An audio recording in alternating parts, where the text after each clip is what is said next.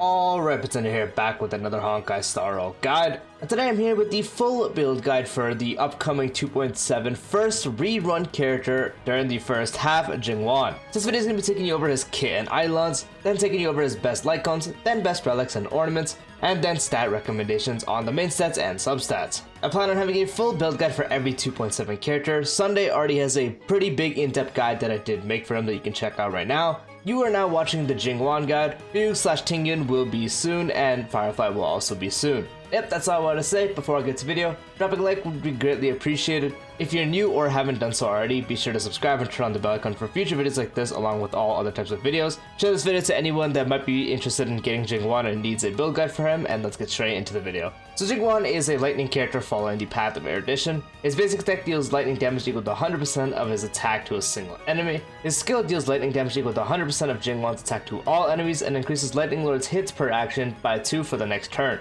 His ultimate deals lightning damage equal to 200% of Jing Yuan's attack to all enemies and increases Lightning Lord's hits per action by 3 for the next turn. His talent summons Lightning Lord at the start of the battle. Lightning Lord has 60 base speed and 3 base hits per action. When Lightning Lord takes action, its hits are considered a follow-up attack, with each hit dealing lightning damage equal to 66 of Jing Yuan's attack to a single random enemy and enemies adjacent to it. Also receive lightning damage equal to 25% of the damage dealt to the primary target enemy. The Lightning Lord's hits per action can reach a maximum of 10. Every time Lightning Lord's hits per action increases by 1, its speed increases by 10. After the Lightning Lord's action ends, its speed and hits per action return to their base values. When Jing Yuan is knocked down, the Lightning Lord will disappear. When Jing Yuan is affected by crowd control debuffs, the Lightning Lord is unable to take action. His technique: after the technique is used, the Lightning Lord's hits per action in the first turn increases by 3 at the start of the next battle.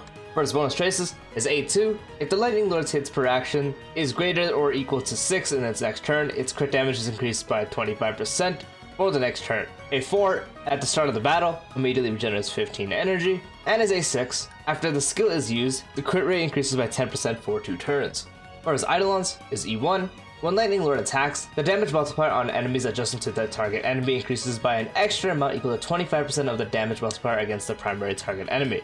His E2, after Lightning Lord takes action, damage dealt by Jing Yuan's basic attack, skill, and ultimate increases by 20% for 2 turns. His E4, for each hit performed by the Lightning Lord when it takes action, Jing Yuan regenerates 2 energy. And his E6, each hit performed by the Lightning Lord when it takes action will make the enemy target vulnerable. While vulnerable, enemies receive 12% more damage until the end of Lightning Lord's current turn, stacking up to 3 times.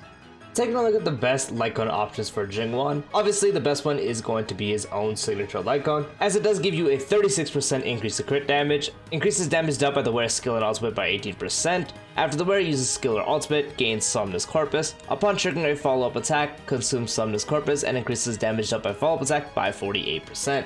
So big increase to crit damage is going to be nice for his damage all at the board, but main damage comes from the follow-up attack, which this Lightcone does prioritize. You also gain an increase to skill and ultimate, so that helps a bit there, but when you do use a skill or ultimate, you gain the Somnus Corpus and then consume it when you launch the follow-up attack and increase the follow-up attack damage, which Lightning Lord is considered a follow-up attack as it does state, making this his best option for the best all-around Lightcone. If you're able to have good uptime, Himiko's Lightcone is also going to be really good, and especially is really good in Pure Fiction as well. For every enemy on the field, increases the wearer's attack by 9% up to 5 stacks. When an enemy is inflicted with Weakness Break, the damage dealt by the wearer increases by 30% for 1 turn. This one is very easy to use, especially if you're using it in Pure Fiction, so if you are taking him in Pure Fiction and you don't have a signature, this is going to be the best option. Or anytime you do have 5 enemies on the field, this is going to be a very powerful Lightcone. The less enemies, the more the Lightcone's performance will drop. And as Lightning Lord has one of the highest toughness reductions in the game, it's really easy to inflict Weakness Break and get the second part of the Lightcone, making this a great option. Today is Another Peaceful Day is also a great Lightcone that is a 4-star you can get from the Battle Pass. After entering battle, increases the wearer's damage based on their max energy. Each point of energy increases damage by 0.20%. A maximum of 160 energy will be taken into account for this. Unfortunately, Jing Yuan does not have the maximum 160 energy required for this, but it is always a buff that will be active, so it's a really good option. And since it's a 4-star, you can get it to S5 if you pick it a bunch in the Battle Pass, and you can practically double the value, getting a 0.4%, making it a really good option. Another great option is Genius's Repose, which increases the wearer's attack by 16%, and when the wearer defeats an enemy, the wearer's crit damage increases by 24% for 3 turns, and at S5, the attack percent becomes 32% as a free increase, and when you do defeat an enemy, you now get a 48% increase to crit damage, which is insanely good, so if you cannot defeat an enemy, the value of this Lightcone does drop drastically, but Defeating an enemy makes this Lightcone extremely powerful because when you do defeat it, and at S5 this gives a higher crit damage buff than his signature, and you also get a really nice attack increase, making this a fantastic option as well.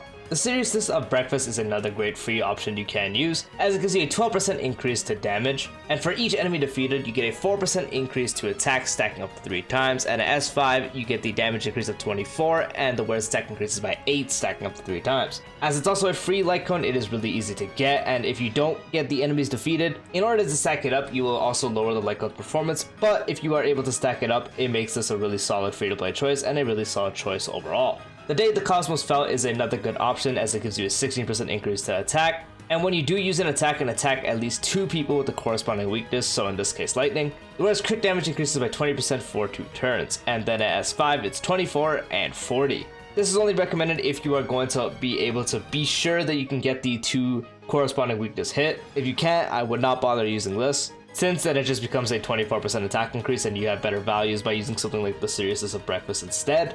But if you are able to, this Lightcone becomes pretty potent as again it gives you a 24% increase to attack and a big 40% increase to crit damage if you are able to hit 2 people corresponding. So if you are able to, it becomes a really nice option. The free-to-play Herder Shop Lightcone is also another fantastic option because it gives you an 8% increase to attack, and after you do use an attack for each enemy hit, you get a 4% increase to attack, stacking up to 5 times, and if there's 3 or more enemy targets that are hit, you get an 8% increase to speed for 1 turn, and at S5 it's 12%, attack stacking becomes 8%, and 3 hitting becomes 16% speed. Really nice buffs overall. More speed lets you get more turns, pretty nice increase to attack overall, especially when you have it fully stacked.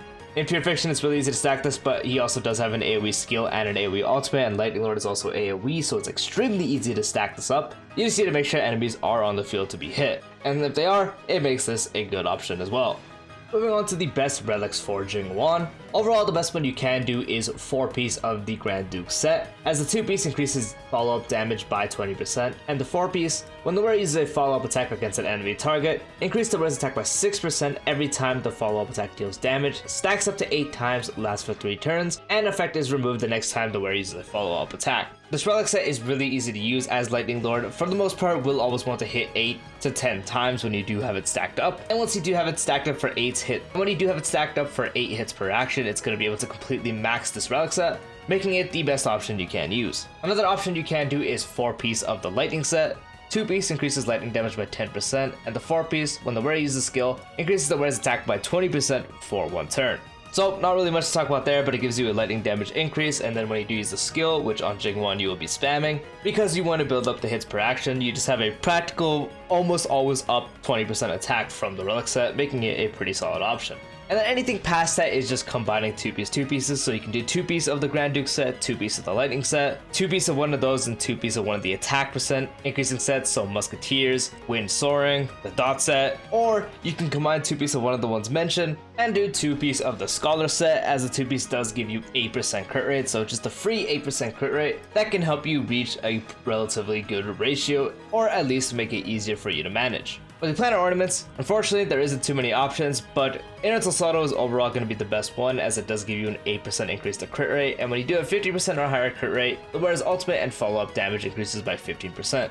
Nice accessible 8% crit rate as well, 50% or crit rate on higher you will always want on Jing Yuan, and then it will be increasing ultimate, which can hit relatively hard, at least depending on your team setup, and his main damage is from Lightning Lord being the follow-up attack, so it's mainly focused on the follow-up attack damage increase, making it a fantastic option.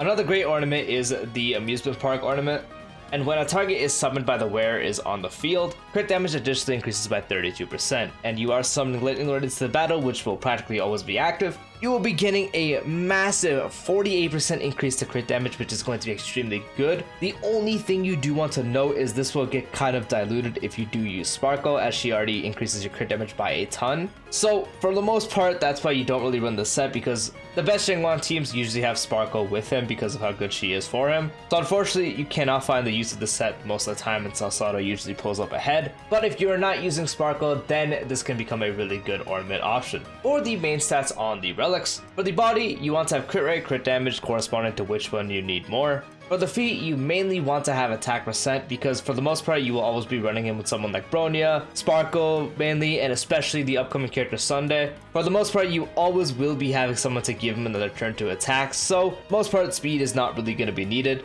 and the attack percent is going to be a really nice damage increase, so you definitely want to run attack percent instead. For the orb, you want lightning damage, and for the link rope, you want attack percent. For the substats, you just want your general DPS roll, so crit rate, crit damage, past that attack percent, and that really is it. You just want to get crit rate, crit damage, and attack percent. You don't really need anything else. I would say a bit of speed just in case you are in a rare case where you're not using an action forward for some ungodly reason.